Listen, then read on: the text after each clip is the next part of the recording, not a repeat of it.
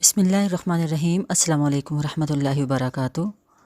سورۃ نساء کی آیت ہے اینما تکونوا یدرککم الموت، تم جہاں کہیں بھی ہوگے موت تم پر آ کے ہی رہے گی۔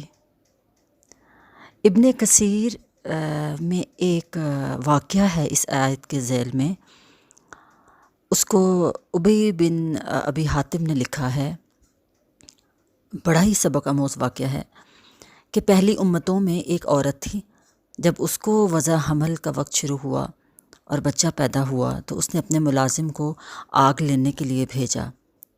وہ دروازے سے نکل ہی رہا تھا کہ ایک اچانک آدمی ظاہر ہوا وہاں پہ، اور اس نے پوچھا کہ اس عورت کے ہاں کیا پیدا ہوا ہے؟ ملازم نے جواب دیا لڑکی ہے۔ تو اس آدمی نے کہا کہ یاد رکھنا کہ یہ لڑکی 100 مردوں سے اڈلٹری کرے گی، آخر ایک مکڑی سے مرے گی۔ ملازم یہ سن کر بہت حیران اور پریشان ہوا اور واپس لوٹا، اور فوراً ایک چھری لے کر اس بچی کا پیٹ چاک کر دیا اور سوچا کہ اب یہ مر گئی ہے تو اب یہ ملازم بھاگ گیا، مگر پیچھے لڑکی کی ماں نے ٹانکے لگا کر اس کا پیٹ جوڑ دیا، یہاں تک کہ وہ لڑکی جوان ہو گئی اور بہت خوبصورت تھی، شہر میں اس کی مثال نہیں ملتی تھی۔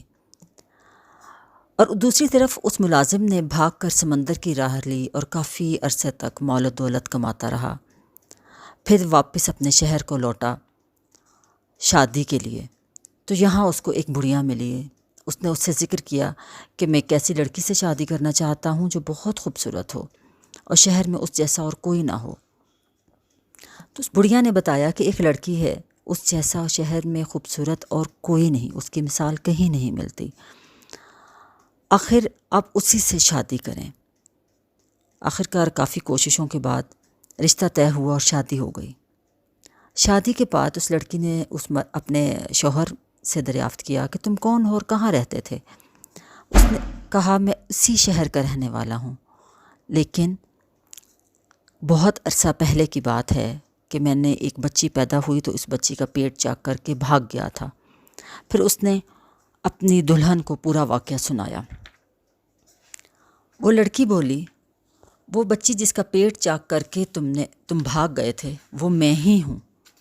اور پھر اس نے اپنے پیٹ پر اس کاٹنے کا نشان جو موجود تھا وہ اپنے شوہر کو دکھایا۔ یہ دیکھ کر اس کے شوہر نے اسے کہا تو پھر تم وہی عورت ہے جس کا میں نے پیٹ چاک کیا تھا، تو تمہارے متعلق 2 اور باتیں میں جانتا ہوں۔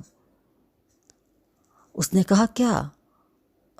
تو شوہر نے کہا کہ آج سے پہلے تو 100 مردوں سے اڈلٹری یعنی زنا کر چکی ہے۔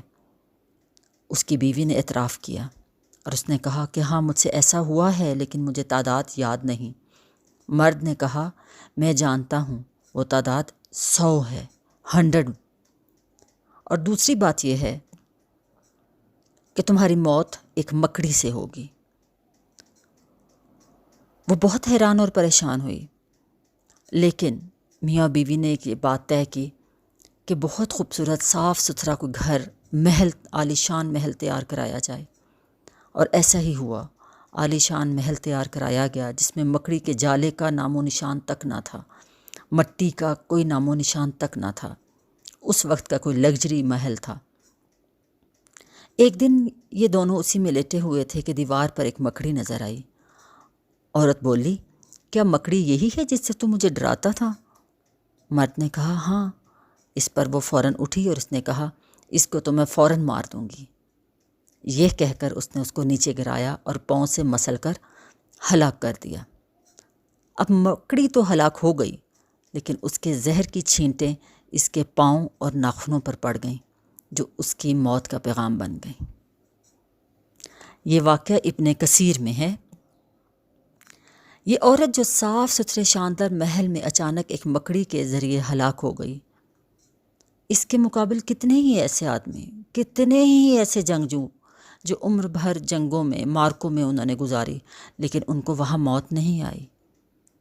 یہ جو آیت میں نے آپ کو پہلے پڑھ کے سنائی سورۃ النساء کی یہ آیت ہے، اینما تکونوا یدرککم الموت، تم جہاں کہیں بھی ہوگے موت تم کو آ لے گی، چاہے تم عالیشان محل میں کہیں بیٹھے ہو، اور چاہے تم جنگوں میں ساری زندگی تم نے گزار دی ہو، لیکن موت وہیں آئے گی جہاں پر تمہارا مقدر ہوگا۔